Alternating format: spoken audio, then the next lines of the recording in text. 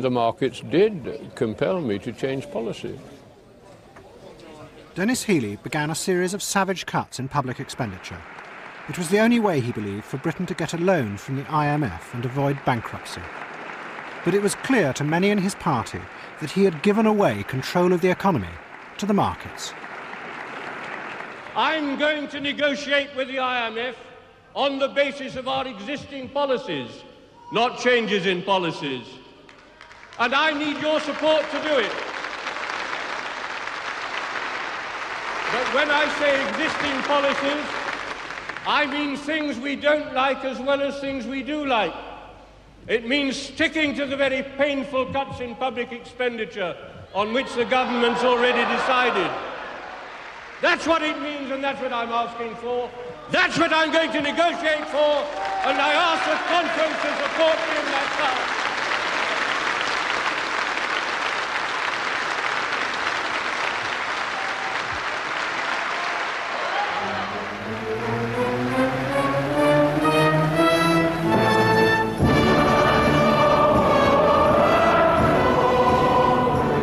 Arab money now flooded back into London, and it became one of the mainstays of the British economy.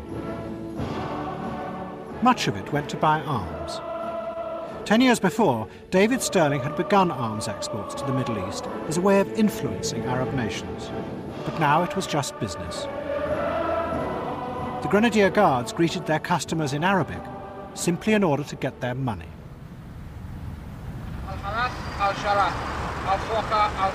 Grenadier Guards.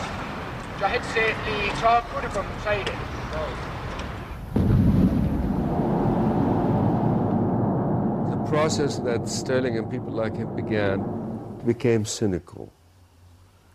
It became, we're going back to see the Saudis because we want part of this big money they're hoarding back. How dare they, amass so much wealth? So it wasn't the same romantic idea. How is business at the moment? What sort of deals are you pulling off? Well, very good at the moment. I think that there's an enormous amount of business in the world. We've signed a number of deals in the Middle East, for instance, in the area of 700 million, another one for 200 million, deals in the offing, which could add up to 1,000 million. And I think it's part of our natural courtesy to these people to make sure that they have a very pleasant stay in Britain, then they might actually buy from us. If you went to one of Mayfair's hotels in the middle 70s and sat in the lobby, you would be surrounded by mixed groups of people huddling over paper, trying to exchange information about some kind of a deal in the making, mostly whispering, because it always involved commissions. Doing this, exchanging specifications, getting secret tips of how to handle it, telling somebody, we have the approval of the cabinet. And this is where corporate corruption in the UK started. And this is where the corruption of people in government also started. They started paying members of the government commission to facilitate the deal itself. And so we've gone full circle. By looking the other way and sanctioning corruption, corruption has eventually come back to infect the institutions of this country. David Stirling finally retired for good, but not to his family castle.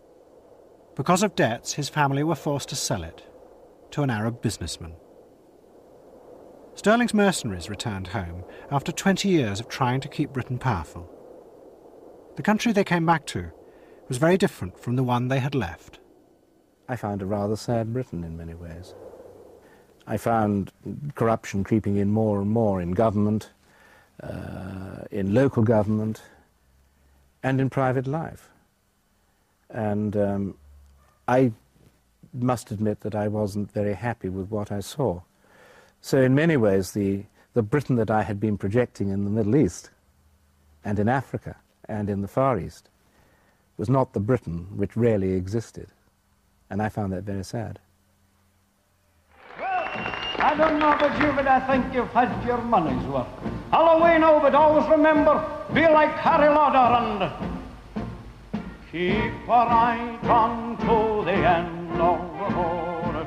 Keep right on to the end. Though the way be long, let your heart be strong. Keep right on around the bend.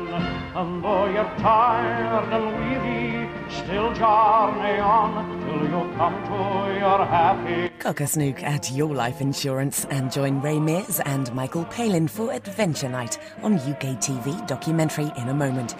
Next here on History, find out what the Stuarts did for us. On the road.